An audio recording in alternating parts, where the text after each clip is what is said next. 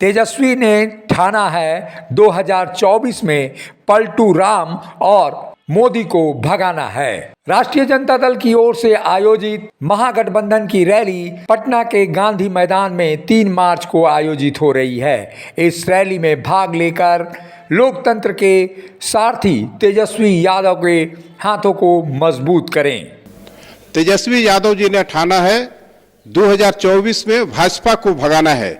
आइए इसी संकल्प और विश्वास के साथ आगामी 3 मार्च को पटना में होने वाली रैली में हम लोग भाग लें। जय लालू, जय राबड़ी, जय तेज, जय तेजस्वी। पूर्व मुख्यमंत्री हेमंत सोरेन की पत्नी कल्पना सोरेन अब राजनीति में कदम रख रही है। दुमका लोकसभा चुनाव से संसदीय राजनीति की शुरुआत कल्पना सोरेन कर सकती है।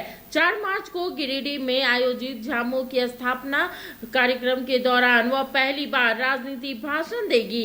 उसके बाद हेमंत सोरेन के विधानसभा क्षेत्र से भी 10 मार्च को कल्पना सोरेन सभा को संबोधित कर लोकसभा चुनाव का आगाज कर देगी।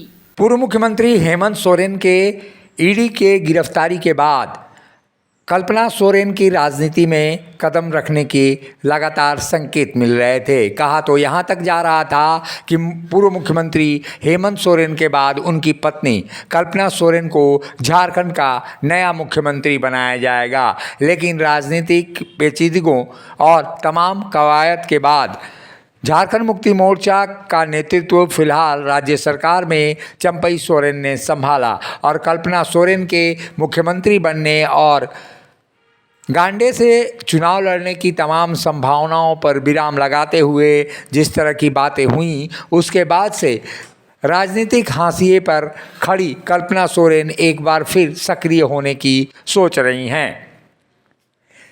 सत्तारूढ़ झारखंड मुक्ति मोर्चा में कार्यकर्ताओं के दबाव को देखते हुए पूर्व मुख्यमंत्री और पार्टी के कार्यकारी अध्यक्ष हेमंत सोरेन की पत्नी कल्पना सोरेन अपनी राजनीतिक सक्रियता बढ़ाने पर विचार कर रही है।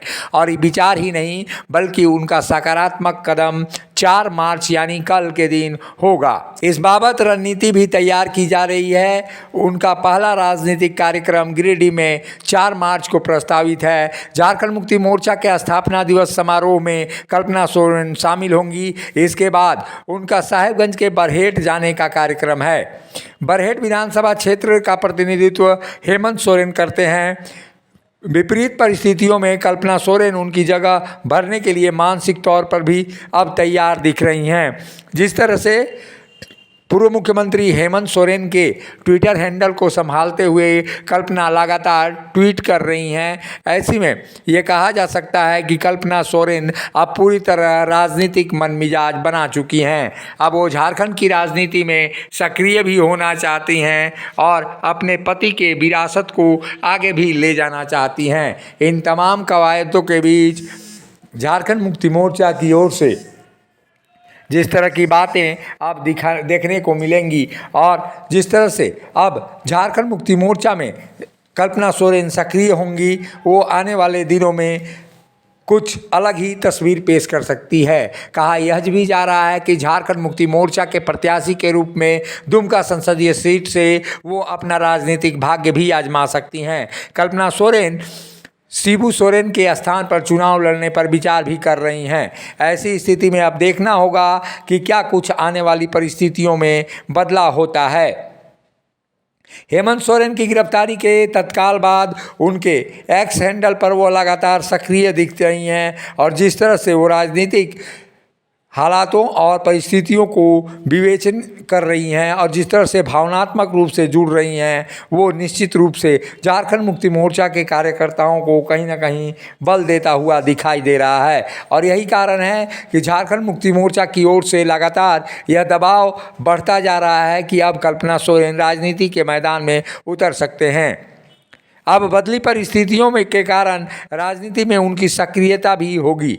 झारखंड मुक्ति मोर्चा को इसका लाभ भी मिलता हुआ दिखाई देगा। झारखंड मुक्ति मोर्चा लगातार हेमंत सोरेन की गिरफ्तारी के विरुद्ध आंदोलन चला रहा है और इस आंदोलन में सार्वजनिक समारोहों में कल्पना सोरेन की मौजूदगी उनके निश्चित रूप से सक्रियता तो बढ़ाएगी ही, बल्कि मनोबल को भी ऊंचा करेगी। ऐसे में ये कहा जा सकता है कि कल्पना सोरेन दुमका संसदीय सीट से चुनाव भी लड़ सकती हैं, लेकिन इसका मन और मिजाज टटोलने के लिए वो 10 मार्च से बरहेट विधानसभा क्षेत्र से वो चुनावी मोड में आती हुई दिखाई देंगी। वहीं हालांकि कल झारखंड मुक्ति मोर्चा में का स्थापना दिवस गिरिडीह में मनाया जाएगा और ऐसी स्थिति में तमाम कवायदों के बीच गांडेय विधानसभा क्षेत्र भी गिरिडीह जिले में पड़ता है और उस क्षेत्र को सरफराज अहमद ने अपने इस्तीफे से खाली किया है। तो हो सकता है कि गांडेय तो दूसरी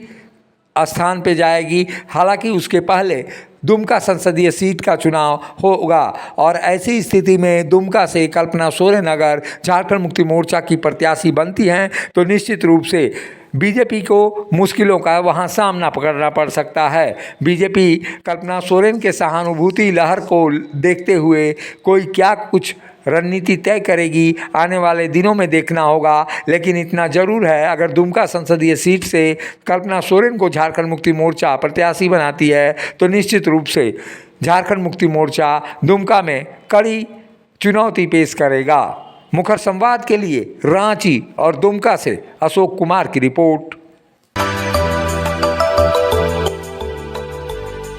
मिनी लंदन मैक्लुस्कीगंज प्रकृति की गोद में बसा ड्रीम डेस्टिनेशन आपका कर रहा है इंतजार। आइए अपने यादगार लम्हों को बिताइए ड्रीम डेस्टिनेशन में। राजधानी रांची से महज 50 किलोमीटर दूर आपका अपना ड्रीम डेस्टिनेशन। जब टूटती है आस, जब थकती है सांस, जब रूठते हैं अपने, मुंह मोड़ता है जमाना, जब अंगड़ाई लेता है संकल्प, फिर बनती है कहानी, बनते हैं अनमिट निशान। देखिए मेरे साथ संघर्ष की दास्तां।